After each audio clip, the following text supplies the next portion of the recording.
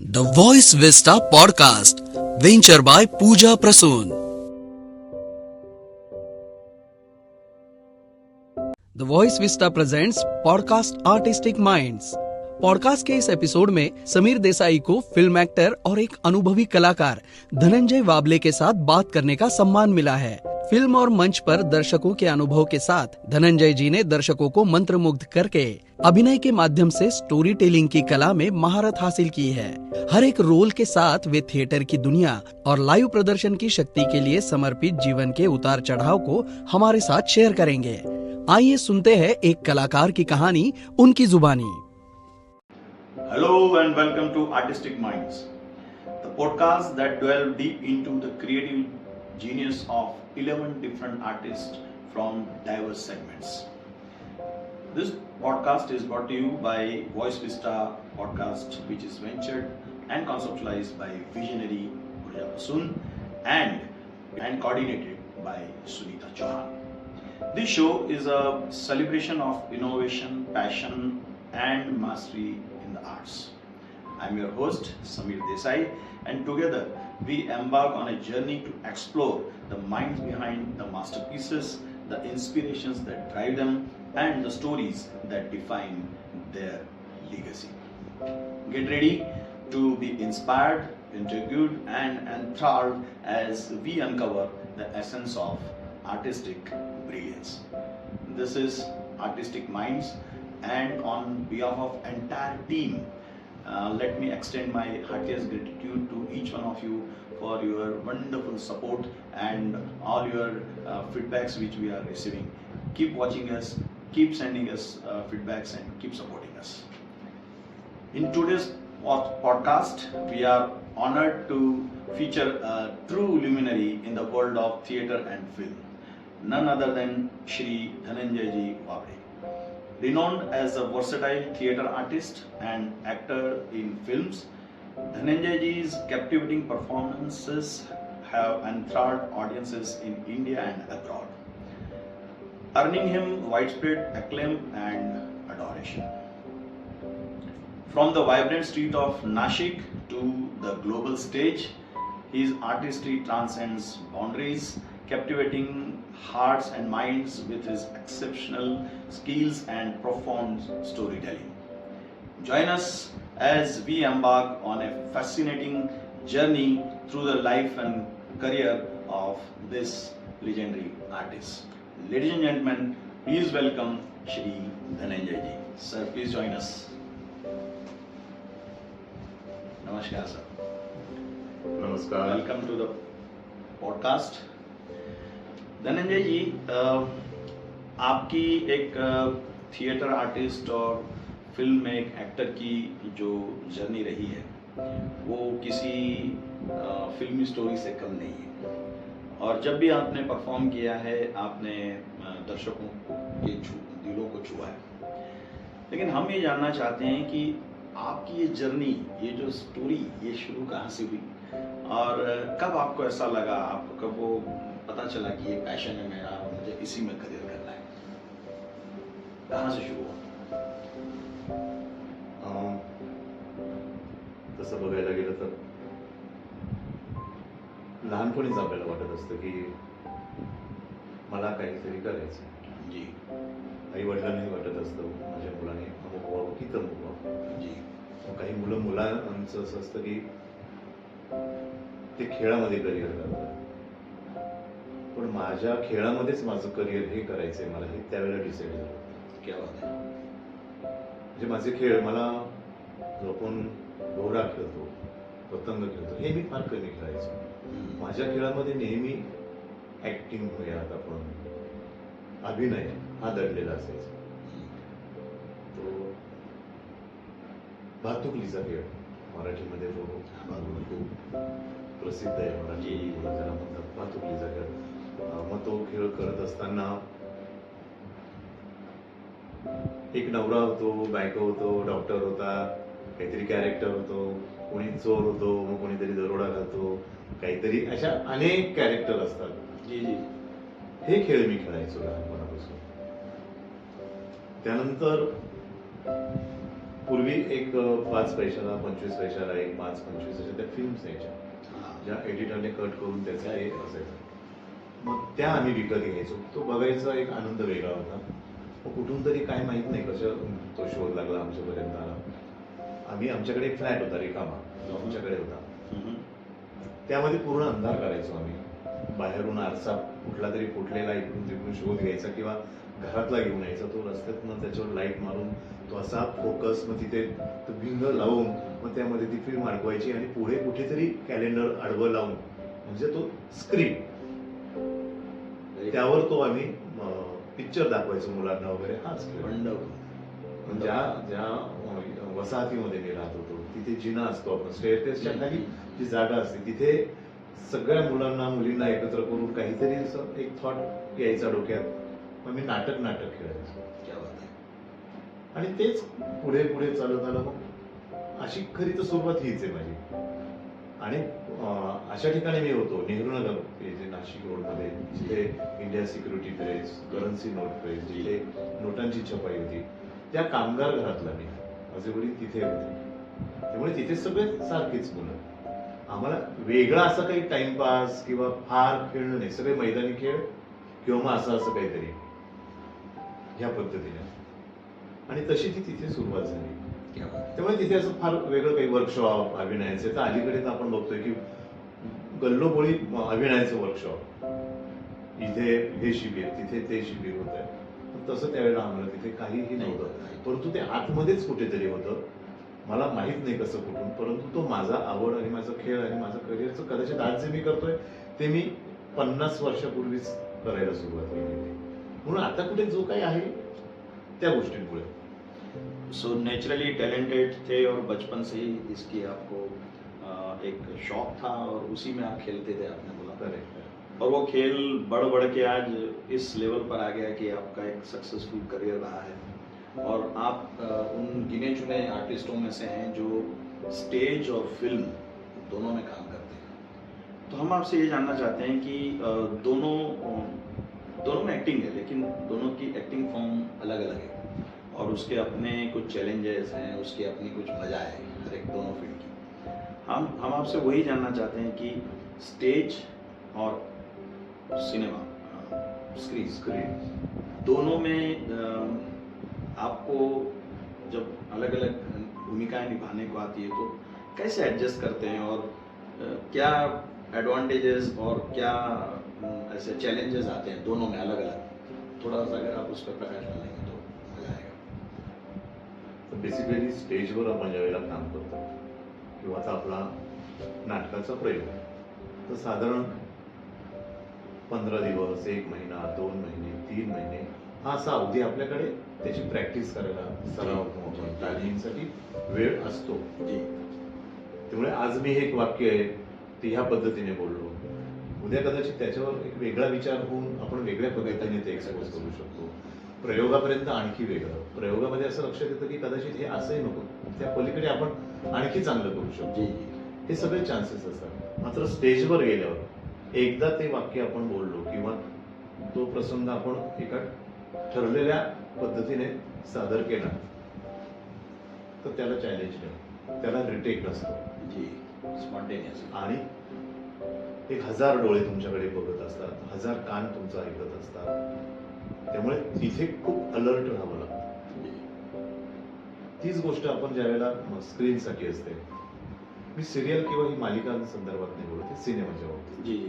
तर तिथे खूप सावधगिरीने काम करावं लागतं. तिथे वेळ मिळतो थोडासा तो सीन रिटेक होतात. पण थोडं प्रिपरेशन थोडंसं असं ठरलेलं की आपण अशा पद्धतीने जाऊया तसं पण सिरियलचं आणखी वेळ आहे. तर नाटकाच्या बाबतीत पहिल्या रांगेपासून ते शेवटच्या रांगेपर्यंत तुमचा आवाज गेला पाहिजे, तुमचे एक्सप्रेशन गेले पाहिजे, पोचले पाहिजे, या सगळ्या गोष्टी येतात. मात्र स्क्रीनचा हा इतका तुमच्या जवळ असतो, इतका जवळ असतो की स्टेजवरचे एक्सप्रेशन ते जर आपण स्क्रीनला दाखवले लाऊड इतना हो जाएगा की राक्षस दिसू शकतो. म्हणजे मला स्टेजवर असं काहीतरी बोलायचं की याद राहा तो माझा आवाज एवढा पाहिजे, जी जी जी हे एक्सप्रेशन असे पाहिजे समोर. बड़े बड़े आणि ते जर मी स्क्रीनला केलं तर तो राक्षस दिसेल. व्हेरी गुड व्हेरी गुड हा एक फरक आहे त्याच्यामध्ये. आणि मालिकेचा एक परत त्याच्यात मी स्वतः सांगतो जी की ते एक आणखी वेगळं चॅलेंज आहे. जी आपण जेव्हा मराठी मालिका करतो किंवा हिंदी करा, तिथं खूप इन्स्टंट असतं. तुम्ही इथे मेकअप केला, तुमच्या हातात हे स्क्रिप्ट आलं आणि तुम्ही ते वाचत गेलात आणि स्क्रीनवर गेला, कॅमेऱ्याच्या समोर गेलात आणि तो सीन इन्स्टंट तुम्हाला करायचा असतो. जी परंतु मालिकेचा अभिनय आणि स्टेजचा बराचसा जवळ आहे. ओके पण सिनेमामध्ये तुम्हाला खूप संयमित अभिनय करावा लागतो. संयत असतो तो. जी धनंजय जी, आप सिर्फ इंडिया में नहीं लेकिन अंतर्राष्ट्रीय स्तर पर भी परफॉर्म करते हैं.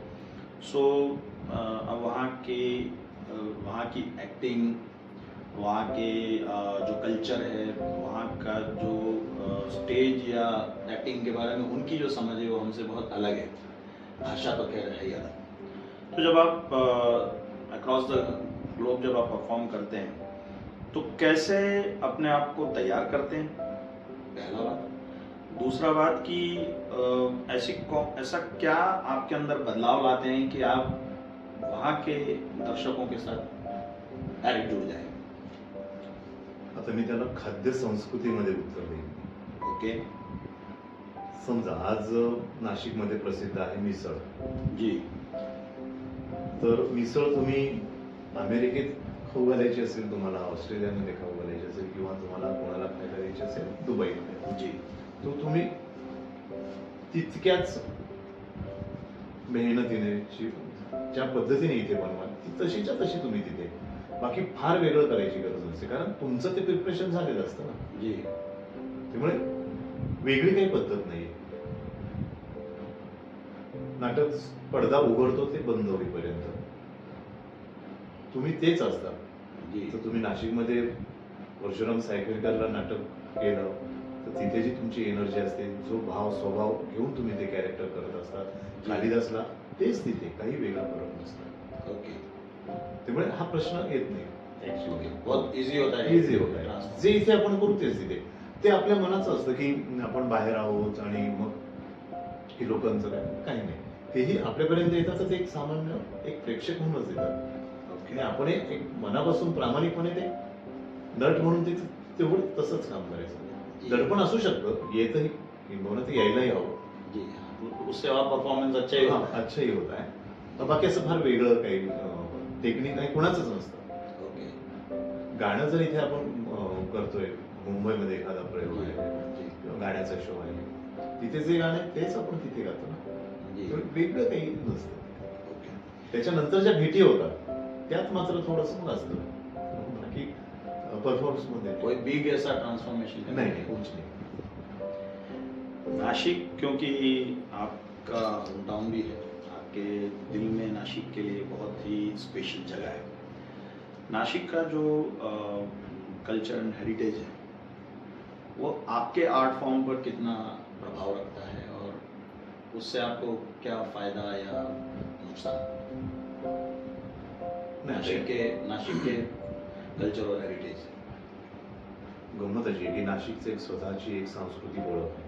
जी इथे तात्यासाहेब आहे, कानेटकर आहे, जी दादासाहेब फाळकेंचीच मुळात ही जी. आहे. ते एक मनावर तर एक ते ओझं असतंच की आपल्याला ते जपायचं आहे. जी परंतु खूप काही मर्यादा पण येते, टेक्निकली खूप मर्यादा आहे. परंतु आता आज हा बघा ना, या ज्या स्टुडिओमध्ये मी आपण बोलतोय, तर जी. स्टुडिओचं जर असेल तर मुंबईमध्ये सुद्धा असा इतका उत्कृष्ट स्टुडिओ नाही. Very correct. आता तो बदल होत चाललाय, परंतु काही गोष्टींच्या मर्यादा आजही आहेत टेक्निकली. त्यामुळे तो एक थोडा अडचणीचा भाग होता पूर्वी. जी आता बरंच बदल होत चाललाय.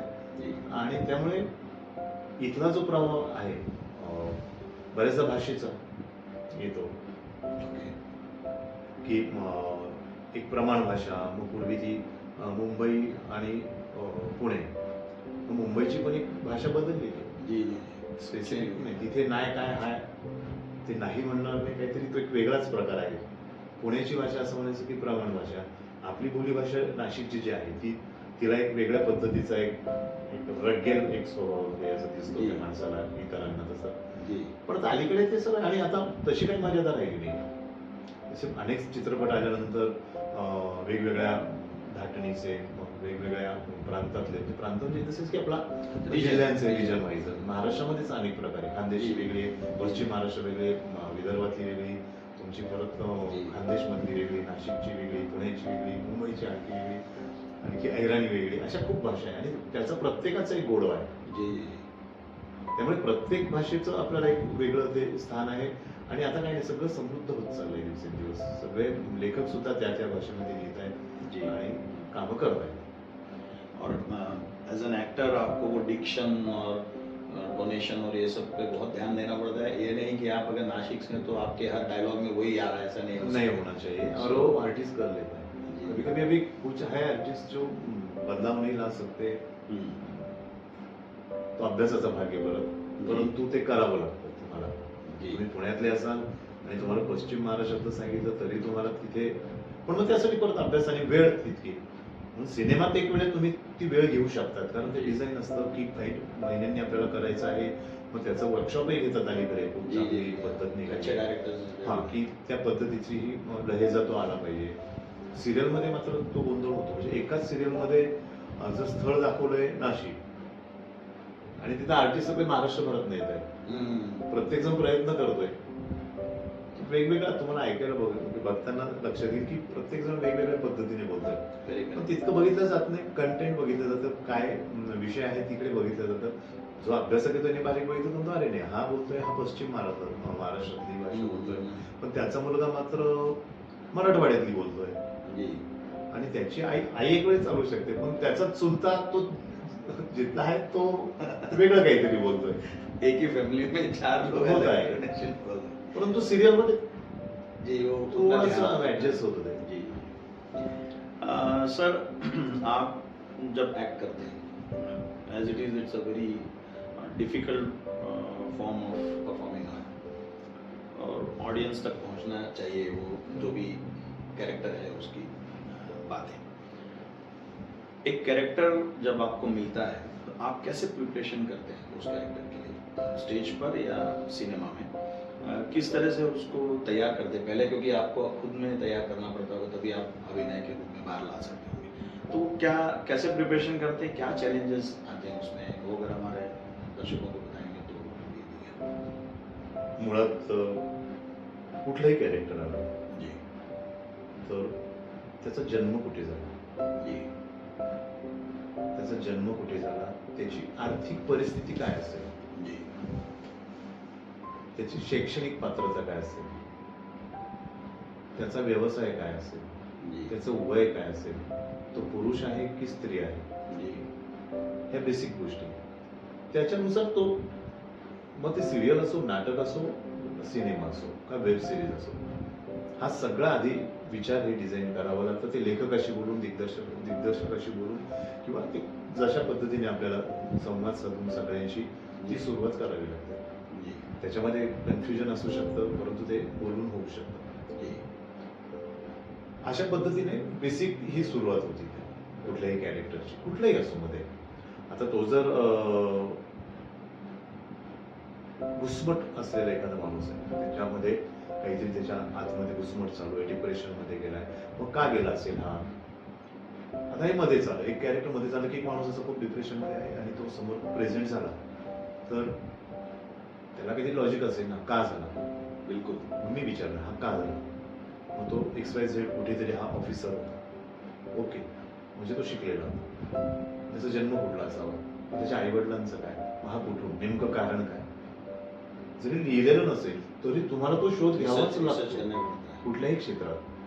ज्यावेळेला तुम्हाला एखादं कॅरेक्टर प्ले करायचंय, त्यात 100% तुम्हाला ह्या पद्धतीने अभ्यास करावाच लागतो. अगदी ते कॅरेक्टर वाईज ते अनपढ आहे तर तो कलेक्टर वाटूच शकत नाही. मग ते कधी खोटं आहे का, फॅन्टसी आहे का, कॉमेडी आहे का, मग ते त्या शेड्स वेगळ्या पडतात. परंतु हे हा बारीक अभ्यास हा बेसिक करावाच लागतो. त्याचा जन्म, तो कुठल्या घराण्यामधला असेल किंवा कुठे असेल, त्याची जात वगैरे, आपण ती तशी बॅक ऑफ द माइंड जरी आपण दाखवत नसो, सांगत नसो, उसी हिसाब से ते प्रिपरेशन असतं. आणि शिक्षण वगैरे ह्या सगळ्या गोष्टी येतात. तिची आर्थिक परिस्थिती लहानपणी काय असेल, त्यांनी स्वतः काही कमवलं आहे का, काही वडिलांच्या, ह्या सगळ्या गोष्टी ऑटोमॅटिक येतात. आणि तुमच्या प्रोफेशनलचा त्या तुमच्या कॅरेक्टरवर 100% फरक पडतोच. जी, उस हिसाब से बॉडी लैंग्वेज आताही जिंदगी भर उसने बोझा ये किया होगा तो वो झुकेगा ही वो आदमी, भले वो कितना भी किती श्रीमंत असला तरी तो एक ओझ्याखाली दबलेला, ओझं वाहून दबलेला, तर तो तो तसं सामान्यच असेल, रिस्पेक्ट करणार असतो, त्याच्या ऑटोमॅटिक बॉडीत नाही येणार, तो असा नाही होणार. सही बात. अशा पद्धतीने ते करतो. आपका जो ये एकदम सक्सेसफुल करियर रहा, अगर हम उस पे थोड़ी नजर डालें तो वो चाहे थिएटर का प्रोडक्शन हो, चाहे वो फिल्म का प्रोडक्शन हो, बहुत ही स्पेशल, मीनिंगफुल और बहुत हर एक दर्शक से जुड़ने वाला है. किसी भी प्रोजेक्ट को जब आपके पास आता है, मतलब कोई भी आपको रोल मिलता है, तब आपके जहन में क्या चलता है उस पर्टिकुलर कैरेक्टर के बारे में, और आप क्या प्रिपरेशन करते हैं कि वो दर्शकों से जुड़ जाए, वो कैरेक्टर एकदम लाइव लगे और वो उनके साथ जुड़े. एक तर कुठलंही कॅरेक्टर आल्यानंतर ते आपण कसं पेलवायचं, कसं ते त्याचे सादरीकरण करायचंय, आता मगाशी म्हणाल्याप्रमाणे या सगळ्यांचा विचार तो आधी होतोच. आणि मग त्या पद्धतीनेच मग तो सुरुवात होती. तो दिसायला कसा असू शकतो, आता मी असा आहे, असा तिथे फिट होतो का की नाही, काही वेगळं त्याला त्याचे कपडे असतील का, याच्यासाठी एक सगळी टीम असतेच, परंतु आतमध्ये पण त्याचा हो, तो त्या पद्धतीनेच तो अभ्यास करावा लागतो. किंवा मी हे करून बघितलं तर ते आवडेल काही लोकांना, एक प्रेक्षक म्हणून पण मला स्वतःकडे बघावं लागतं. आपका माइंडसेट में पहले मैं पहला ऑडियंस होता हूँ, एक प्रेक्षक होता हूँ, उसके बाद में मैं काम करता हूँ, तभी तो फिर वो मजा आती है ना. तो मैं क्या पसंद करता हूँ, अरे ये ऐसा होगा तो अच्छा होगा, अरे ये किया तो नहीं, बराबर नहीं, तो फिर मैं वो हिसाब से नहीं, मुझे नहीं पसंद आया तो तू अलग कुछ, अरे ये अच्छा लग रहा है तो चलो ये करके देखेंगे, ऐसा करते करते हो जाता है, वो हो जाता है. क्या बात है.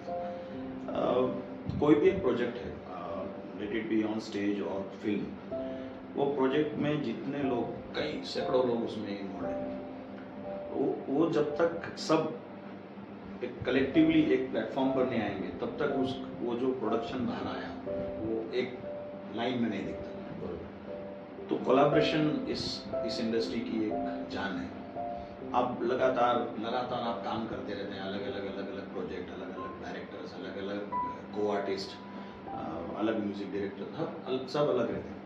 कैसे आप अपने आप को ढालते हैं इन सब, हर डायरेक्टर की अपनी एक सोच रहती है, को आर्टिस्ट के अपने अलग, हर एक का बिहेवियर रहता है, उन सबके साथ घुल मिल के कैसे आप वो एक रस हो जाते हैं और फिर उस प्रोजेक्ट को आगे बढ़ाते हैं, क्या करते हैं आप, उसके लिए प्रिपरेशन क्या करते हैं?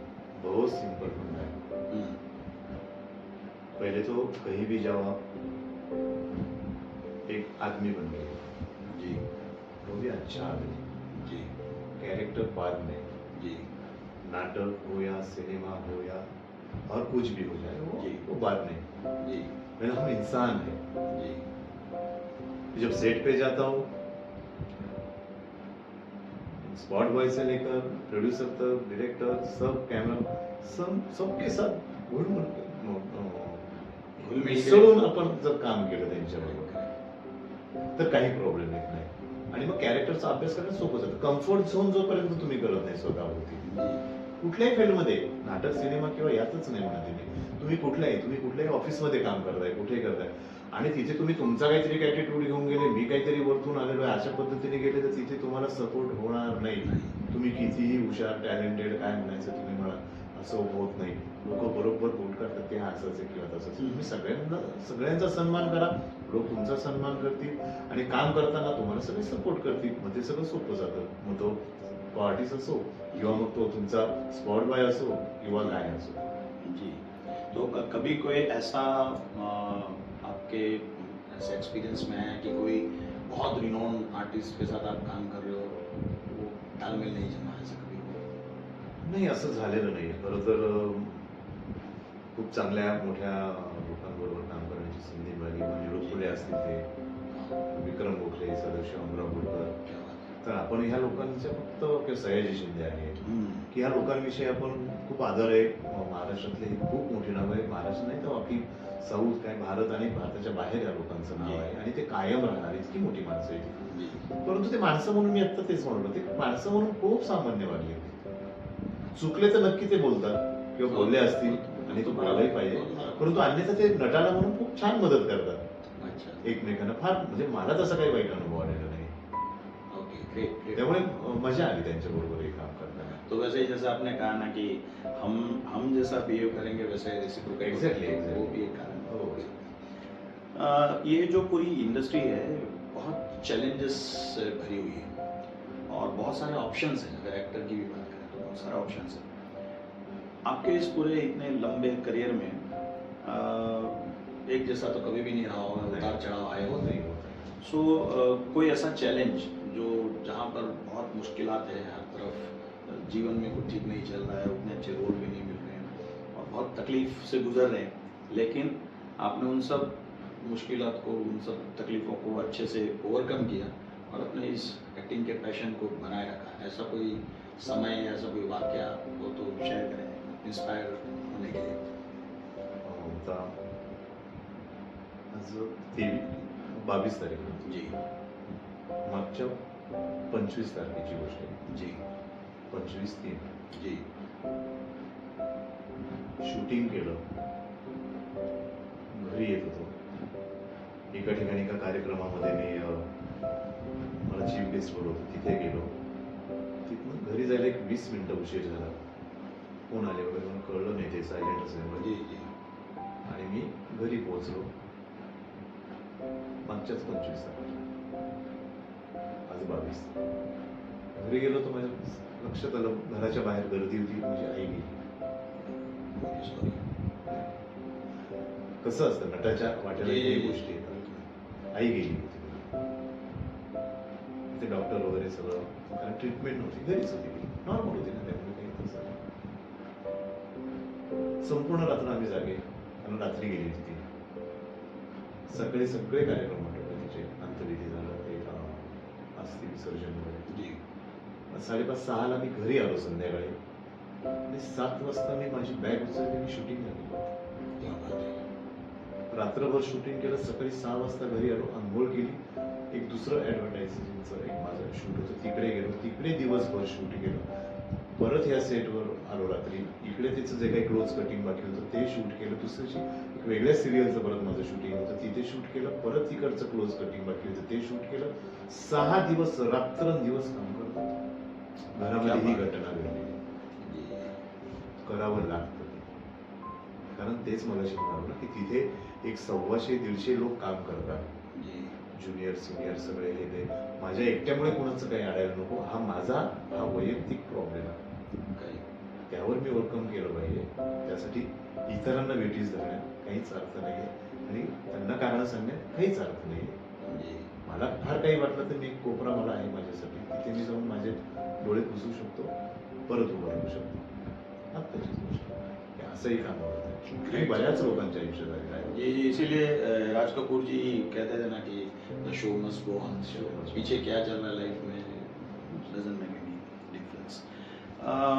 आपको देखकर बहुत सारे आर्टिस्ट इंस्पायर होते हैं, स्पेशली जो एस्पायरिंग एक्टर्स हैं, जिनको आगे दिखता है कि हमें करियर करना है.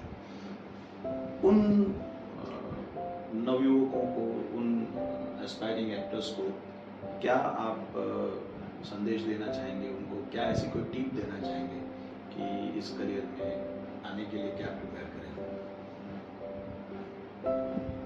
नक्कीच.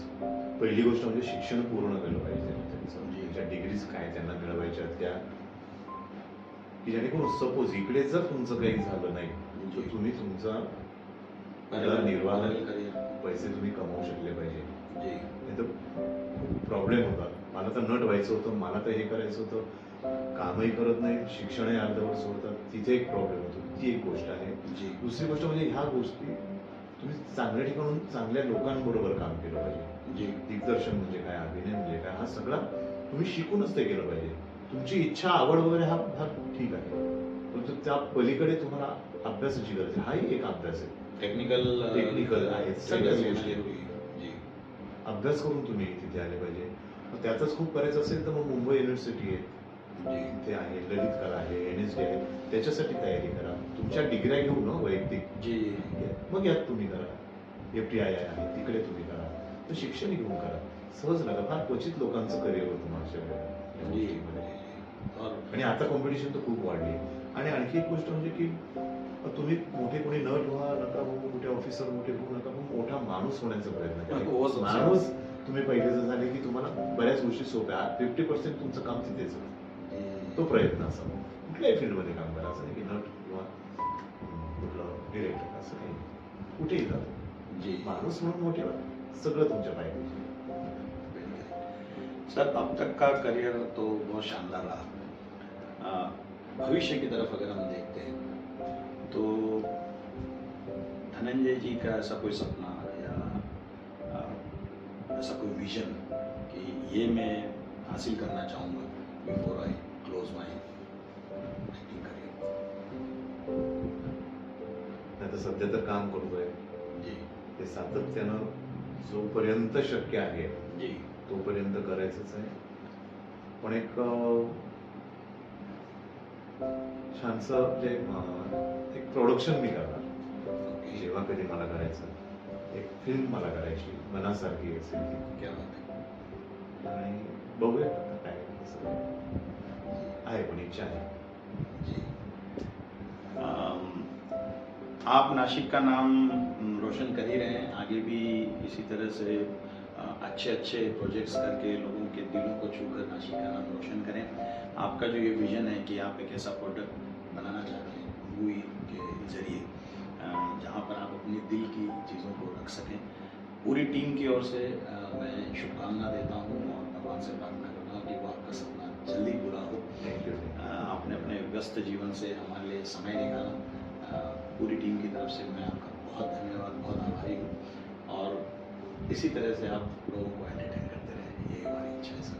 धन्यवाद. Thank you very much. तुम्ही मला या ठिकाणी बोलवलं, फॉर प्लेजर सर. छान वाटलं मला तुमच्याशी बोलून. Thank you very much sir. Thanks a lot. Thank you very much. Keep watching us, keep supporting us, keep sending your feedbacks. इसी तरह के बड़े बड़े आर्टिस्टों से हम आगे भी आपसे मिलवाएंगे. तब तक के लिए take care of yourself. Thank you for tuning into the Voice Vista podcast. आप और भी इंटरेस्टिंग शो सुन सकते हैं thevoicevista.in पर. ये शो कॉन्सेप्चुअलाइज किया है पूजा प्रसून ने, प्रोड्यूस किया है द वॉइस विस्टा ने. गेस्ट कोऑर्डिनेशन में हमारे साथ रही सुनीता जी चौहान. डिजाइन किया है टीम क्रिएटर्स डेन ने. साथ ही एडिटिंग और प्रोडक्शन के लिए धन्यवाद टीम लर्निंग बी को. प्रोमो वॉइस दिया है राहुल ढोले ने. लाइक, फॉलो और सब्सक्राइब करना ना भूलें.